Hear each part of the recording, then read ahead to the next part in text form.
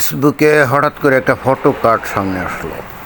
Photo কার্ডটা খুবই গুরুত্বপূর্ণ, but at the same time আমার কাছে কিছুটা অবিশ্বাস্য মনে হলো যে কেউ আবার এডিট মেডিট করে এটা ছাড়লো কিনা কে জানে। কিন্তু আবার প্রেক্ষাপট হিসাবে বিবেচনা করলে মনে হলো যে একেবারে হুবহু এই কথা বলছে তা না, তবে কিছুটা এই ধরনের কথা বললে বলতেও পারে, মানে প্রেক্ষাপটের ভিত্তিতে চিন্তা করলে। তো ঘটনা হচ্ছে যে বাংলাদেশের যে পররাষ্ট্র প্রতিমন্ত্রী একজন আছেন, এই যে বিএনপির একজন মহিলা, নাম কি শ্যামা ওবায়দ। এখন শ্যামা না শ্যামাকে জানি, শ্যামা হলে তো আবার হিন্দুদের ওই দেবী শ্যামা দেবী হয়ে যায় না, কালী। আচ্ছা, একটু বড় করে দেখলাম, হ্যাঁ নাম কি শ্যামা ওবায়দ। ইটস ওকে, ফাইন, শ্যামা ওবায়দ। তো উনি একটা বক্তব্য দিয়েছেন বলে এই ফটো কার্ডে দেখা যাচ্ছে, যেটা নিয়ে একটু আগে আমি বললাম যে হুবহু এই কথা না বললেও প্রেক্ষাপটের ভিত্তিতে বিচার করলে কিছুটা এই ধরনের কথা বললে বলতেও পারেন।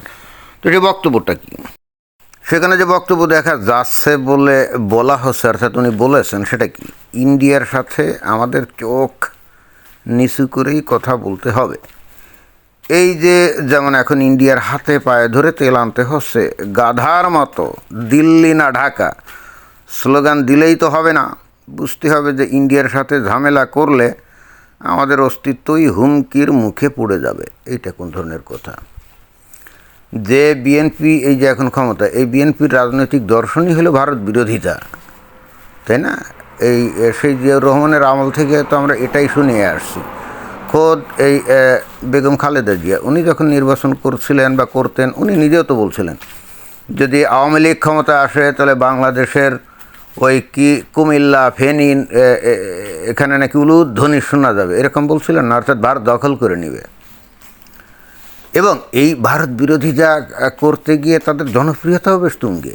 এবং এখনও এই যে বাংলাদেশের বিএনপি নামক যে দলটা, তাদের মধ্যে যে ভয়ঙ্কর রকম ভারত বিরোধিতা দেখি আমি, কিন্তু ওই জামায়াত ইসলামীর যে নেতাকর্মী আছে তাদের মধ্যেও কিন্তু আমি অতটা দেখি না। হ্যাঁ, বিস্ময়কর হলে এটাই সত্য। এবং নট অনলি দ্যাট, আমি আওয়ামী লীগের নেতাকর্মীদের মুখেও প্রচণ্ড রকম ভারত বিরোধিতা দেখছি, কেউ ভারতের নাম শুনতেই পারে না। তো এখন এই যেখানে অবস্থা, সেখানে এই পররাষ্ট্র প্রতিমন্ত্রীটা কি বললেন, উনি এই কথা উনি কি আসলে বলছেন কি জানি। তবে প্রেক্ষাপট বিচার করলে আবার মনে হয় যে এর কাছাকাছি কিছু বক্তব্য উনি দিতেও পারেন। প্রেক্ষাপটটা কি? প্রেক্ষাপটটা হলো এখন ওই যে ওই ইরান ইসরায়েল যুদ্ধের ডামাডোলে হরমুজ প্রণালী বন্ধ, তেল ঠিকমতো আসা যাওয়া করছে না, তাই না? ফলে হচ্ছে কি বাংলাদেশ বিশেষ করে কুয়েত থেকে মনে হয় যে তেল আনতো, আর ওই কাতার থেকে গ্যাস আনতো। বাংলাদেশ সৌদি আরবের থেকে মনে হয় খুব বেশি তেল আনতো না, কুয়েত থেকেই আনতো যতটা আমি জানি, কুয়েত আর কাতার। তো এখন এই দুই দেশের তেল গ্যাস আনতে গেলে তো হরমুজ প্রণালী দিয়েই আনতে হয়। তো এটা তো এখন বন্ধ, এখন তো আর বাংলাদেশে তেল আসে না। এবং বাংলাদেশের রীতিমতো তেলের হাহাকার, সেটা তো সবাই জানে। এবং তেল না পেয়ে কোন এক পেট্রোল পাম্পের ম্যানেজার আর কর্মীরে নাকি গাড়ি চাপা দিয়ে চুলে পর্যন্ত গেছে, মারাও গেছে। কী ভয়ঙ্কর কথা! তো এর মধ্যে আমরা আবার মাঝে মাঝে খবর পাচ্ছি যে ওই ভারতের থেকে কি তেল আসে, আজকে 5,000 টন, কালকে 7,000 টন, এরকম নাকি ডিজেল আসে, ডিজেল। এটা আসে আবার কোথা থেকে? ভারতের ওই যে আসামের কী জানি একটা জায়গা আছে, সেখান থেকে একটা পাইপলাইন ঢুকছে বাংলাদেশে, ওইটা দিয়ে। আবার এই বিএনপি কিন্তু এই পাইপলাইন যখন তৈরি হয়, মানে শেখ হাসিনার আমলে, তখন এই বিএনপি কিন্তু আবার বলছিল যে ওই পাইপলাইন দিয়ে বাংলাদেশের গ্যাসটা সব নাকি ভারত নিয়ে যাবে। কারণ আওয়ামী লীগের আমলে বাংলাদেশ তো বস্তুত ভারতের উপনিবেশ ছিল, তাই না? এই জন্যই তো 5 আগস্ট 2024 সালে বাংলাদেশকে ভারতের আধিপত্য থেকে স্বাধীন করা হয়েছে, এটাই তো।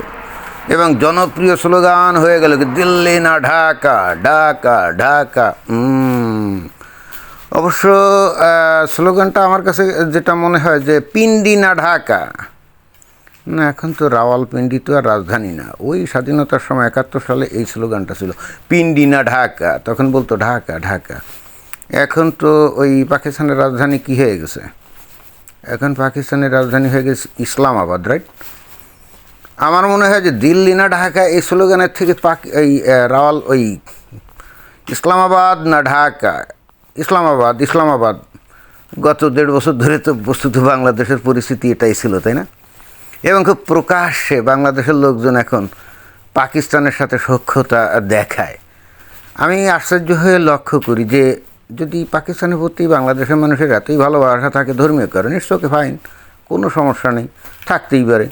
পাকিস্তানের মুসলমান, বাংলাদেশের মুসলমান, মুসলমান মুসলমান ভাই ভাই। তো ভাই বিপদে পড়লে ভাই আপনারা ইসলামাবাদের কাছে যান, মানে পাকিস্তানের কাছে যান। এই যে আপনারা এখন তেল পাচ্ছেন না, তাই না? দেশে হাহাকার পড়ে গেছে, তো যান পাকিস্তানের কাছে যান, তুরস্কের কাছে যান, যারা বাংলাদেশে নানা রকম গোয়েন্দা তৎপরতা চালিয়ে এবং ভারতের বিরুদ্ধে বিষোদ্গার মূলক প্রোপাগান্ডা ন্যারেটিভ তৈরি করে বাংলাদেশকে একেবারে জঙ্গি জিহাদিদের ঘাঁটি বানাতে চায়। এবং যারা নাকি বাংলাদেশে ওই যে কয়েকদিন আগে তো শুনছি ভারতের চোখে রেখে কথা বলবে, 7 সিস্টার্স দখল করবে, চিকেন নেক দখল করবে, তাই না? আমরা তো খুব উজ্জীবিত ছিলাম, যাক বাবা এতদিন পরে কিছু লোকজন পাইলাম জিহাদি, ভারতের আধিপত্য থেকে আমরা তো বের হয়ে গেছি। এইবার ভারত যদি আমাদের চোখ রেখে কথা বলে বা আমাদের দিকে চোখ তুলে যদি তাকায়, আমরা তাদের চোখ দুইটা একেবারে তুলে নেব, উপড়ে নেব। আমরা বীর বাঙালি জাতি, আমরা থামবো না। আমরা খুব উৎসাহিত হয়েছিলাম। যাক, অনেক দিন পরে ভারতের বিরুদ্ধে সত্যিকার অর্থে হুঙ্কার, বজ্র হুঙ্কার, গর্জন দেওয়ার কিছু লোক অন্তত বাংলাদেশে জন্মগ্রহণ করছে এবং বাংলাদেশের তৌহিদি জনতা তাদেরকে নিয়ে কিন্তু স্বপ্ন দেখতেছিল। যাক, ইমাম মাহাদি যদিও সহসা না এসে থাকেও, অন্তত অ্যাটলিস্ট লোকাল কিছু ইমাম মাহাদির আগমন যে ঘটে গেছে, এটা কিন্তু বাংলাদেশের তৌহিদি জনতা তারা কিন্তু কল্পনা করতেছিল। এখন আমাদের সমস্ত রকম আশা আকাঙ্ক্ষার উপরে পানি ঢেলে দিয়ে এই যে শামা ওবায়েদ, এই যে পররাষ্ট্র প্রতিমন্ত্রী, এসব কী বলে? এই যে শামা ওবায়েদ, আপনার দলের প্রধান এজেন্ডাই তো ভারত বিরোধিতা। এখন আপনি বলতেছেন কি ইন্ডিয়ার সাথে আমাদের চোখ নিচু করেই কথা বলতে হবে? মানে আপনারা কি তাহলে ভারতের আধিপত্য স্বীকার করে নিলেন? আবার বলছেন যে কি হাতে পায়ে ধরে তেল আনতে হচ্ছে কেন? ওই ভারতের হাতে পায়ে ধরে তেল আনেন কেন? আমি তো এটাই বুঝি না। এগুলো নিয়ে তো আমি কয়েকটা ভিডিও অলরেডি করছি যে ওই তেল বাংলাদেশের তৌহিদি জনতার কাছে কোনোভাবে হালাল না, ওটা হারাম তেল। এবং আমি নিশ্চিত ওই তেলের মধ্যে শূকরের চর্বি মিশিয়ে দিচ্ছে ভারত। কারণ বাংলাদেশে মুমিন মুসলমানরা তো শূকরকে ঘৃণা করে হারাম বলে, তাই না? তো ভারত এই চান্সে ওদের ওই ডিজেলের মধ্যে যদি কিছু শূকরের চর্বি গলিয়ে মিশিয়ে দেয় তাহলে তো টের পাওয়ার কোনো কথা না। এবার বুঝতে পারছেন শামা ওবায়েদ, আপনারা কী সমস্ত শুরু করছেন? বাংলাদেশের তৌহিদি জনতা কি এই জন্যে আপনাদেরকে ভোট দিয়ে ক্ষমতায় আনছে যে আপনারা বাংলাদেশের তৌহিদি জনতার ইমান নিয়ে সিনেমিনি খেলবেন? এটা তো হতেই পারে না। আর তা বাদে আমার মনে হয় যে ভারত থেকে যে ডিজেল আসছে এটা পরীক্ষা করা হোক, খুব কঠিন পরীক্ষা করা হোক যে ওর মধ্যে কোনো শূকরের চর্বি আছে কি না। এবং আমি নিশ্চিত চর্বি মিশ আসছে, আমাদের যুক্তিতে তাই বলে। আমি অবশ্য কারো কাছ থেকে খবর পাইনি, বাট আমার যুক্তি বলে যে যেহেতু গত 1.5 বছর ধরে এই ভারত দেখছে যে বাংলাদেশের মানুষ তাদেরকে কী ভয়ঙ্কর ঘৃণা করে, এরপর সেই বাংলাদেশ গিয়ে যদি হাতে পায়ে ধরে বলে যে আমাদের তেল দাও, তাহলে ওরা কি এমনি মানে হালাল তেল দিবে? মোটেও না, শূকরের চর্বি মিশাবে। বিষয়টা তো এরকম হওয়া উচিত নাকি? যাই হোক, আপনি যে সমস্ত কথাবার্তা বলছেন বাস্তবতার ভিত্তিতেই বলছেন, কিন্তু মুশকিলটা হচ্ছে আপনারা যে জনগণকে নিয়ে ভোট মানে রাজনীতি করেন, সেই জনগণকে আপনারা বিভ্রান্ত করেন কেন? সারাটাক্ষণ আপনারা বক্তব্য বিবৃতির মধ্যে খালি ভারত বিরোধিতা, আবার বিপদে পড়লে গিয়ে ভারতের কাছে হাতে পায়ে ধরেন। আর ভারতেরও বলিহারি, এদেরও মনে লাজ লজ্জা শরম আত্মসম্মান বলে কোনো কিছু আছে মনে হয় না। যারা নাকি তাদেরকে এত ঘৃণা করে, তারা বিপদে পড়লে তোমাদের কাছে গেল আর তোমরা সাথে সাথে তাদের বিপদ থেকে উদ্ধার করলে। আরে ভাই, উদ্ধার করার পরেই তো তোমাদেরকে গালি দেয়, হ্যাঁ, বাংলাদেশ থেকে বহু রোগী এই যে ভারতে যায়, হিন্দু ডাক্তারদের কাছে তার জীবন বাঁচানোর জন্য চিকিৎসা করে, তাই না? তো এই জন্যে বাংলাদেশের রুগীরা কি ওই ভারতীয় ডাক্তারের প্রতি কৃতজ্ঞতা নাকি? না, বলে কেন আমি টাকা ছাড়া কি আমি চিকিৎসা করছি নাকি? আমি তো টাকা দিয়েই করছি তো। এবং তারা কৃতজ্ঞ না, এবং রীতিমতো ওই ডাক্তার দেখিয়ে এসে ওই হোটেল রুমে বসে নিজেরা দেখা যাবে যে ওই ডাক্তারকে হয়তো বলবে মালায়ন, এবং মালায়ন বলে গালি দিবে। This is the real character of Bangladesh people, এটাই। তো কি আর বলবো, মানে এমন একটা দেশে জন্মেছি যেখানে কৃতজ্ঞতা বোধ বলে কোনো কিছু আমাদেরকে শেখানো হয় নাই, আমরা জানিও না। আমরা আসলে দুনিয়ার অসভ্য বর্বর একটা জাতিতে পরিণত হয়ে গেছে, যাদের লাজ লজ্জা আর আত্মসম্মানবোধ কোনো কিছুই নাই।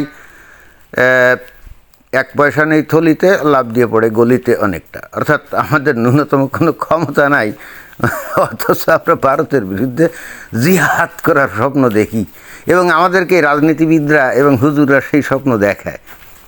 অর্থাৎ একটা গোটা জাতি কীভাবে ধ্বংস হতে পারে, ধ্বংস হওয়ার পথে যেতে পারে, তার যাবতীয় ব্যবস্থাই বাংলাদেশে অলরেডি হয়ে গেছে।